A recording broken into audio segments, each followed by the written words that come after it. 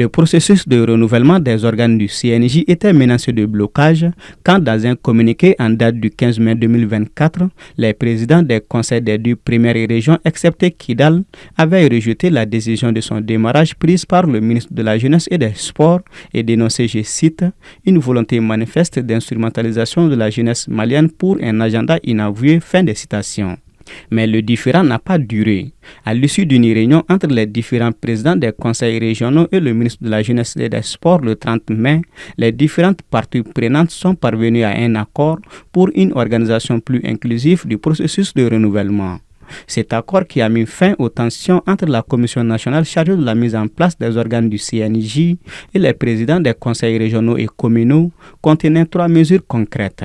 D'abord, l'implication de tous les acteurs dans le processus, à savoir les présidents régionaux, communaux et locaux, ensuite la diffusion des nouveaux textes et enfin la mise en place de commissions régionales et communales composées d'un représentant de l'État, de membres du bureau sortant, d'experts et de représentantes des organisations féminines pour superviser le processus de renouvellement.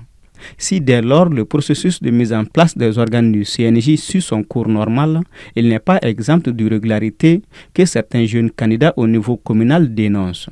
À Caille, un collectif de candidats à la présidence du conseil communal de la ville est monté au créneau le 23 juin dernier pour s'opposer à des tentatives d'ingérence, selon lui, de représentants du ministère de la Jeunesse et des Sports dans le processus électoral.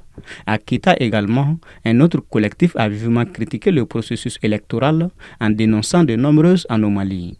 Dans la commune urbaine de Ségou, en revanche, le processus semble plus inclusif malgré des difficultés auxquelles a fait face au départ la commission communale lors de sa mise en place.